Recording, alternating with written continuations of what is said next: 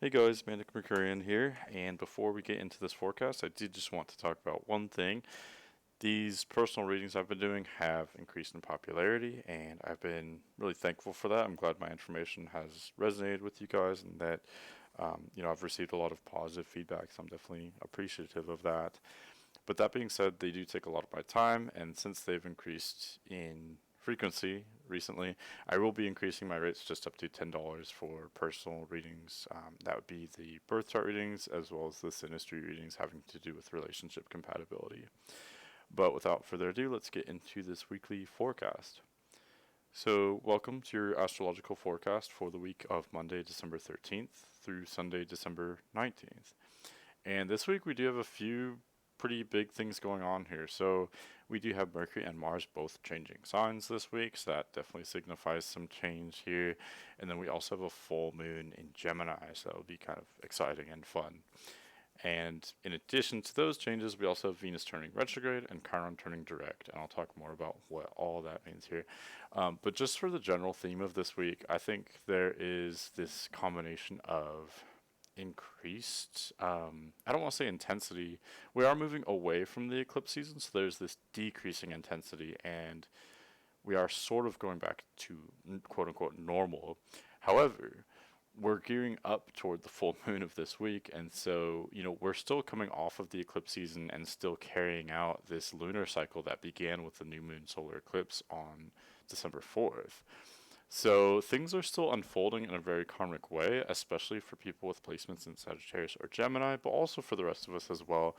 I think there was a lot of intensity in the last part of November and even in the first few days of December.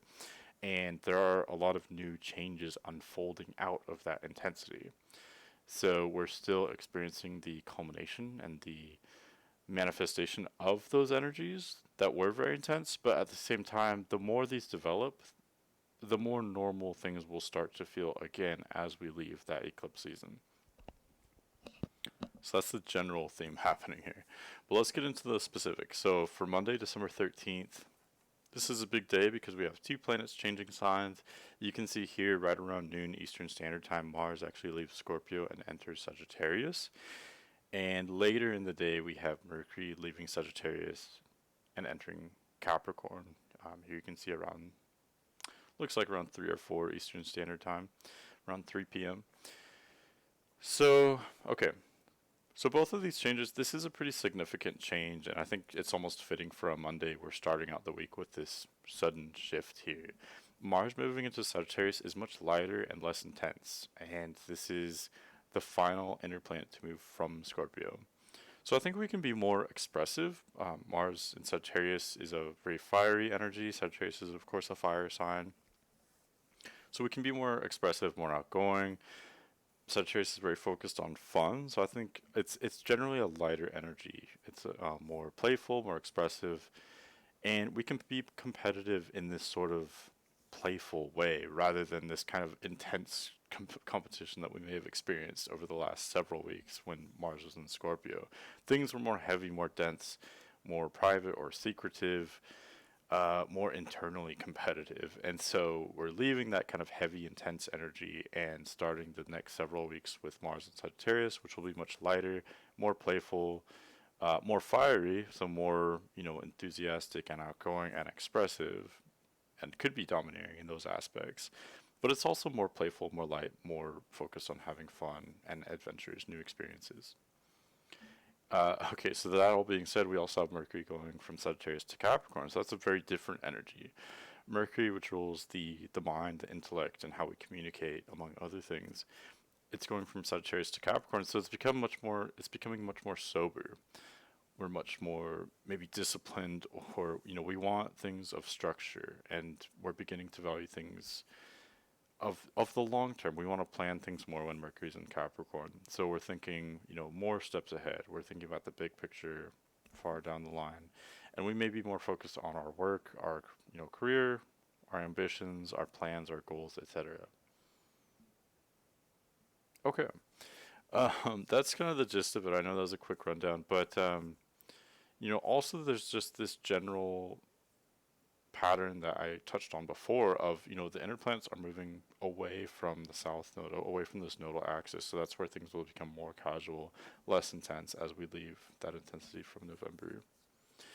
On Monday, we also have Moon in Aries. So here you can see about midday, it's actually making that exact trine with the Sun. Sun at 22 degrees Sagittarius. Moon makes that brief trine at 22 degrees of Aries.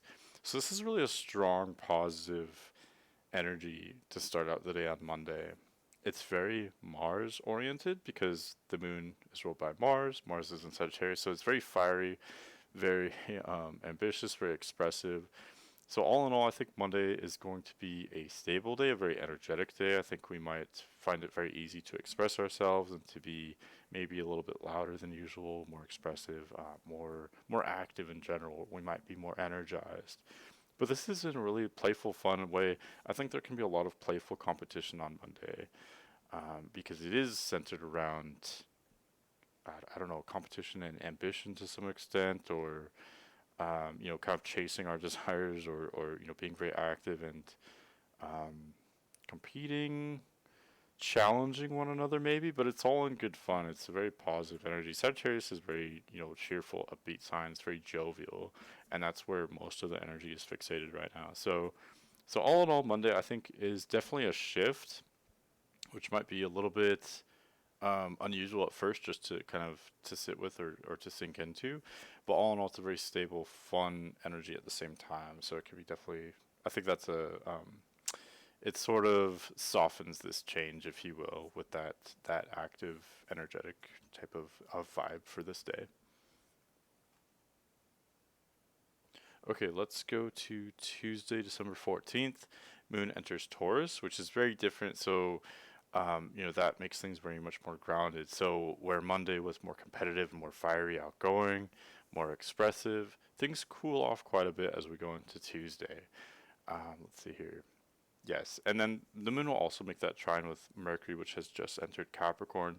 So we shift from a very fiery Monday, very active, very outgoing, energetic, to a very earthy Tuesday. So much more, much more stable, casual, calm, cool, calm, collected. With Moon in Taurus, we're feeling very grounded. Moon is exalted in Taurus, and Moon signifies the our emotions and our emotional core, the core of our personalities, and sort of where we're coming from at a base level, I guess you could say.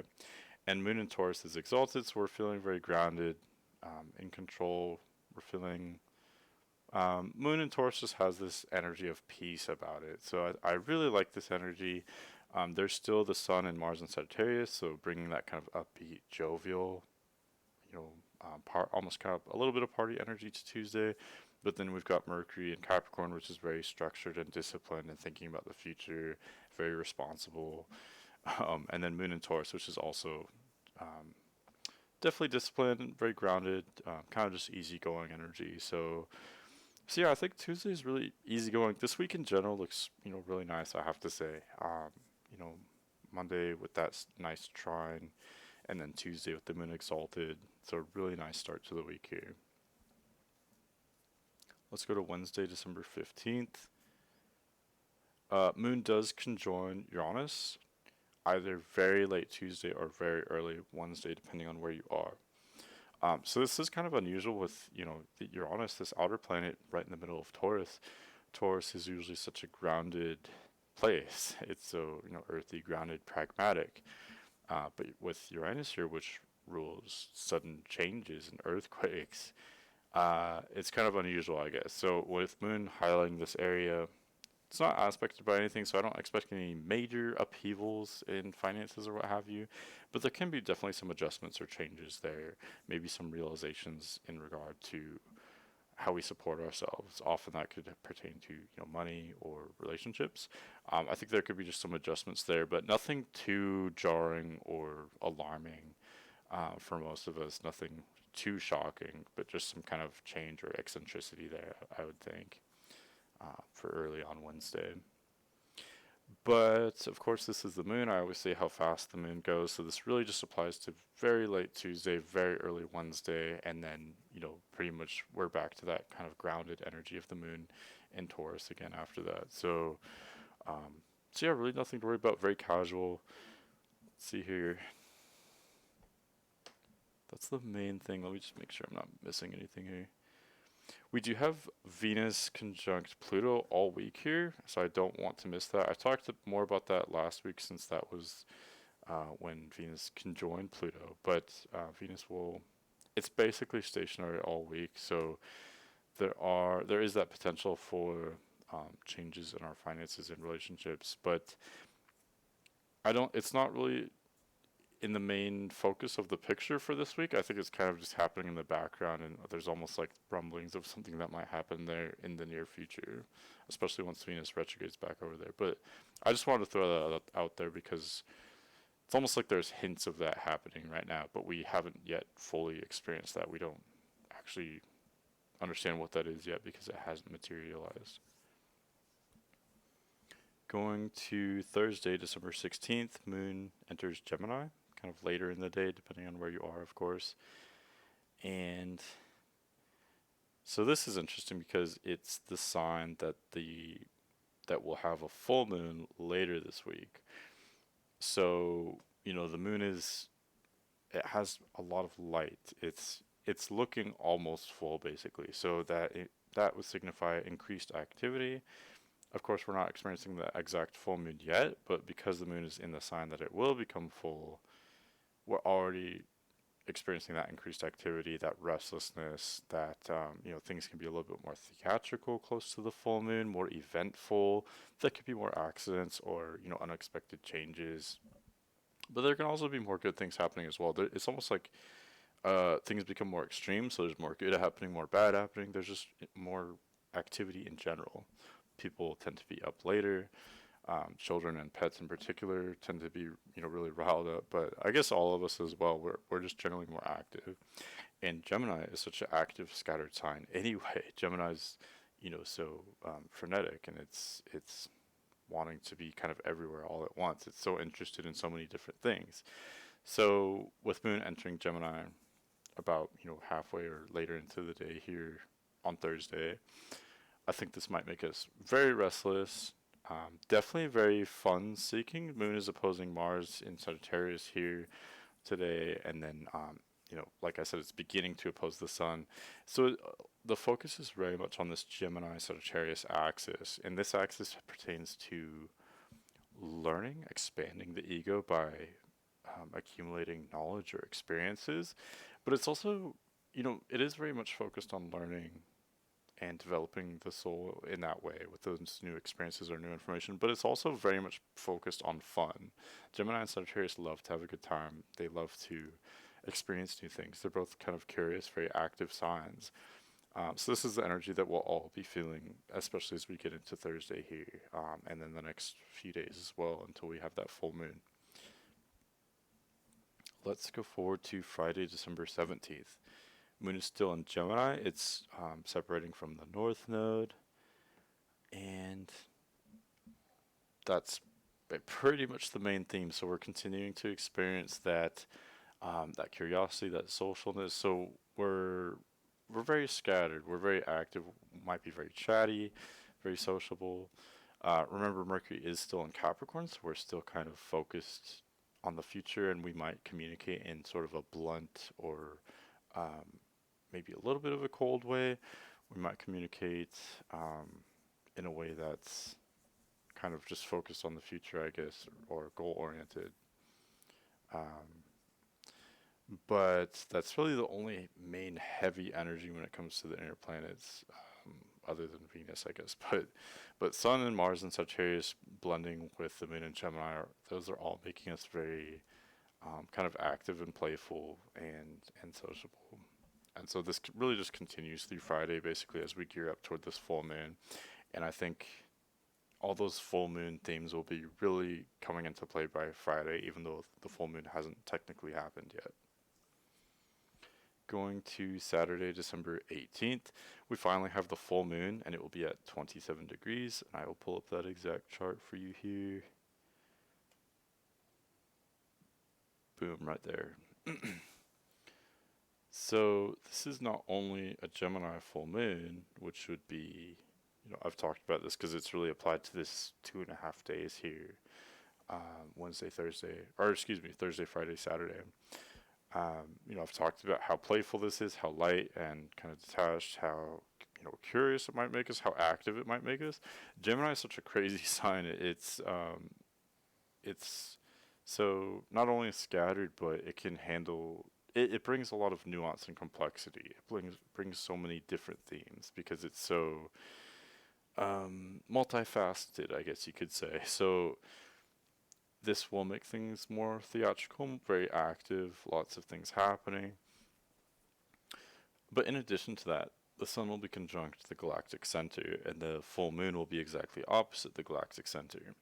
And when planets aspect the galactic center like this, it would basically infuse that energy into this full moon. So, what is that energy exactly? So it's something that's not talked about a lot in astrology, but it is definitely very impacting. The galactic center is like the hottest, densest part of our galaxy. It's the oldest, densest, hottest part. And um, when people experience placements or transits highlighting the galactic center, they often experience spiritual shifts in consciousness, awakening. They often experience like metaphysical or paranormal events, events where you may have like strange dreams or intuitive abilities that might emerge, psychic abilities that might emerge. Let's see here, what else? So I think combining this with the Gemini full moon, which is so focused on learning and having those new experiences, having fun, I think this is an excellent opportunity for gaining some really profound insight. And it's this combination of Gemini, which rules like information, data, factoids or facts. But then this is combining with Sagittarius, which more rules like wisdom or knowledge that comes from experience. So there's this combination of all those things here. We're seeking that new information or that understanding of our circumstances, and I think it's something that might come very readily, maybe in a very unexpected way. I think that this could bring definitely shifts in consciousness, and just sudden awakenings. Basically, you might just realize things that you've never really known, and there is as well, that potential for unusual circumstances, maybe just really strange coincidences or synchronicities. Synchronicity is basically just a meaningful coincidence. So something that seems like it's too unlikely and it triggered something that is too meaningful that it can't just be random. There has to be some kind of divine intervention, we want to say, or some kind of plan there, like it's karmic or fated. All these types of things will very much come into play here for this full moon on Saturday. Um, yeah, I mean that's the gist of it. I'm trying to think of anything else. That's the main thing, really. But I think this can really shake things up. And again, remember what I said at the beginning of this video. So we are moving away from the eclipse season, so generally things are becoming more tame, more normal. However, at the same time, we're now, as of Saturday, experiencing the culmination of what truly began on the new moon solar eclipse of December 4th. And I've said this before, but I'll say it again. When we have these new moons, especially new moon solar eclipses, things often don't begin in a very dramatic way. They might begin very softly, very quietly. We don't really notice until the first quarter moon, which would have been last Friday, December 10th.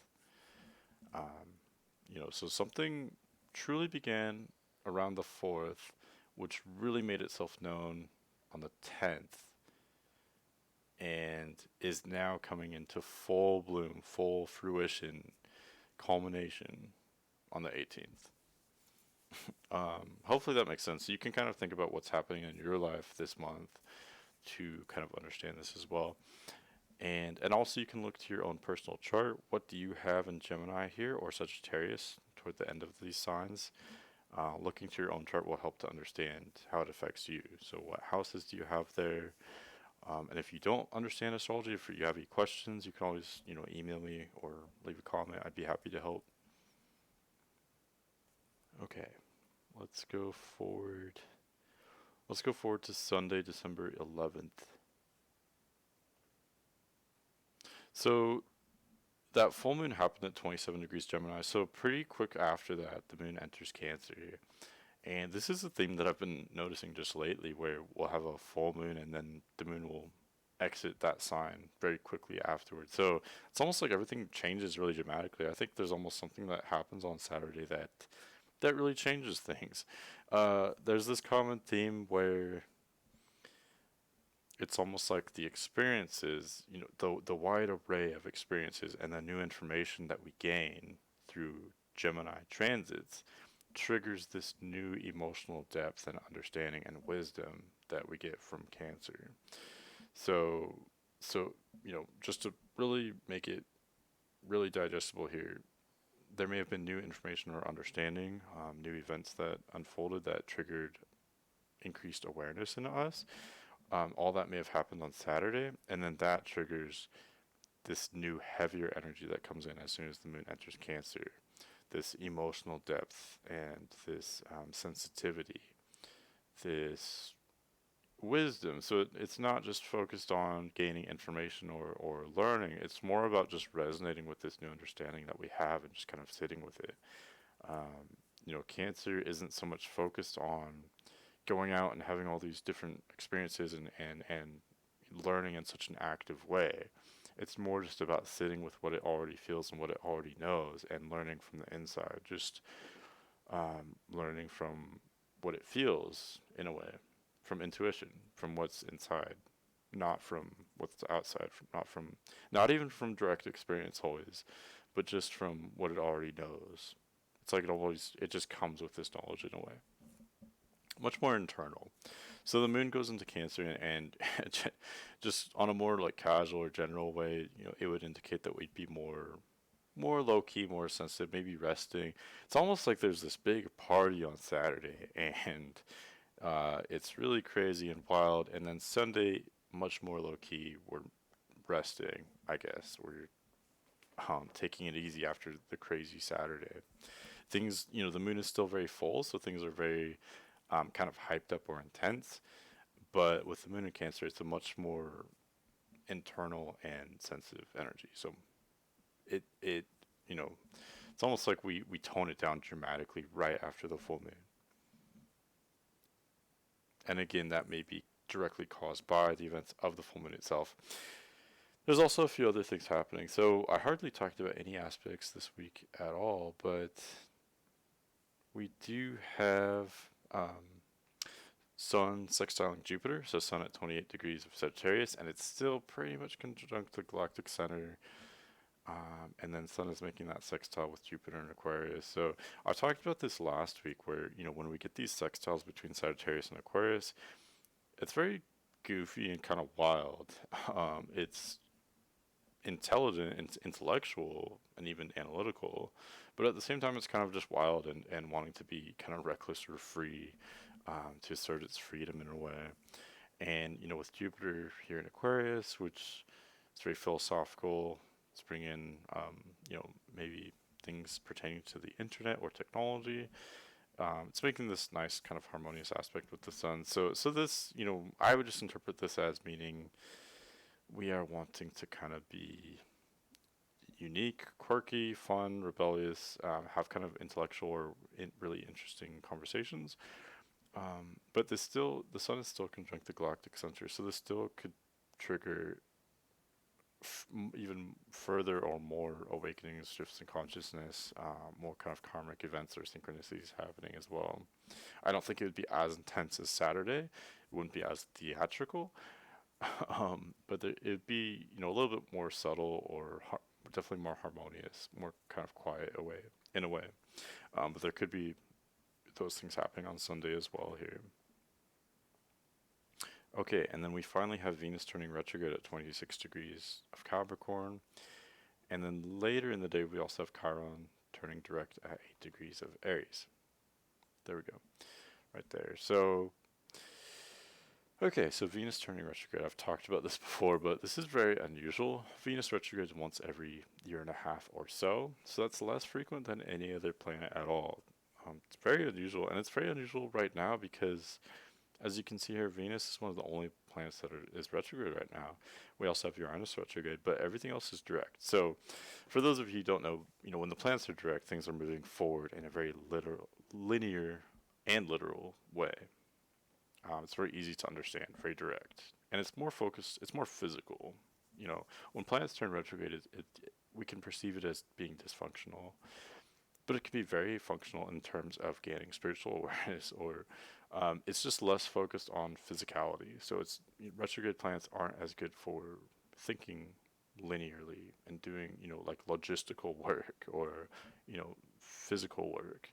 It's more pertaining toward being creative or understanding things in a different way, or reflecting, just kind of processing our past experiences and rethinking things, I guess. So with Venus turning retrograde, Venus pertains to our how we support ourselves and what we desire. That's mostly it mostly boils down to romance and finances, basically. But it could be just anything that supports us or that we desire. So all that is starting to move backward now. So we're going back over developments that may have happened in our love life or our finances. We're rethinking things. Have these things actually been working? Are they still of integrity or authenticity? Are they still functional? Has something changed where maybe we aren't desiring the same things as we were before? Maybe we need to make money in a different way, or we need to, approach our job differently, maybe we need to approach our relationships differently. These are all things that kind of come into question when Venus turns retrograde. So it can be difficult, especially at first. We don't like change. We want everything to just be stable.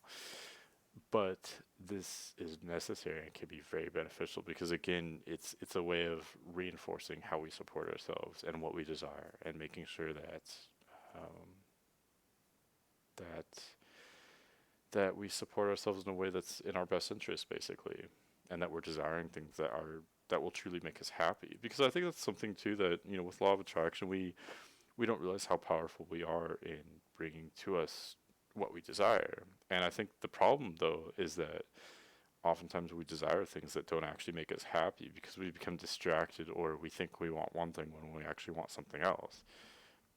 Like, you might think you want a really fancy car, but when in reality, it's not the car that would make you happy. It's you want to feel fulfilled. You want to feel like the car represents status, or so maybe it's not truly the car that you want. It's that you actually just want to feel fulfilled. You want to feel accomplished, and maybe the car actually wouldn't even bring that for you. You just are projecting that feeling onto a physical object. So maybe it's something that you need something deeper or something completely different to give you that feeling, or to create that image for you.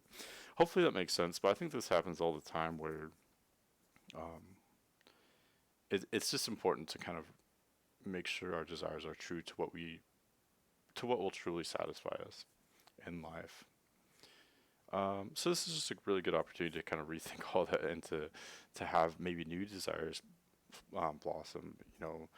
That will especially happen later once Venus turns direct. But this all is happening in Capricorn, and Venus is conjunct Pluto.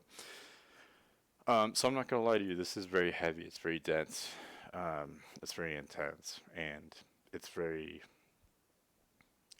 it's very impacting in a long-term way. Capricorn's very serious, it's very heavy, and it's focused on the long term. And Pluto is all those things as well. It's very dense and heavy and emotionally intense, and it works toward the long term. So we're really changing our finances in a very long-term way. We're changing how we support ourselves, and this could change. This could have a lot of impacts with the economy as well. I don't want to be negative per se, but I would be a little bit wary financially. I would just be extra cautious and conservative when it comes to finances or spending, because it could just indicate you know a rough patch, I guess, because again, change can be difficult. Change can come from destruction. I do see this as being potentially destructive, at least at first. But again, Pluto, Venus retrograde, and Pluto itself are potentially destructive, but only of things that are no longer in our best interest, or no longer of things that are with things that are no longer, of integrity or morality, things that don't work anymore. Those things will be destroyed. And even that in itself can be traumatizing for us because we may not realize how dysfunctional they have become. Um, but it's all necessary, and I think as soon as we realize that, it becomes so much easier and more beneficial. Um, Anyway, I'm kind of rambling here, but long story short, Venus retrograde here is beginning this process of reinventing ourselves financially and reinventing not only how we support ourselves, but Capricorn is so much focused on like its reputation or like its power in society, its role. So Venus retrograde is kind of like rethinking, reorienting all of these things for us. And then lastly, real quick here before I finish this, Chiron is turning direct in Aries, so where that could indicate us being more expressive of our wounds, of our deep emotions. Um, I associate this with protests. There have been a lot more protests ever since Chiron entered Aries, I must say, because it is focused on expressing our wounds and where we come from in that way. So this will generally pertain to the next several months as Chiron is direct here. This is not being aspected by any planet right now, really. I mean, Mercury is squaring it, but I wouldn't think too much of it pertaining to Sunday. But this is a theme that will unfold over the next several months. People being more vocal with their emotions and with their traumas, and um, protests are a big part of this, I just have to say. But let's see here. That's really what I have. So, all in all, it's an interesting week. I think there's a lot unfolding now as we still come off of that intensity from the eclipse season. But stay tuned next week. We're already approaching the winter solstice, so not only will fall end and winter will begin, but also simultaneously the sun will enter Capricorn. So definitely a lot of change yet to come on the horizon as well as we enter the new season. But thank you for watching as always, and I will see you later.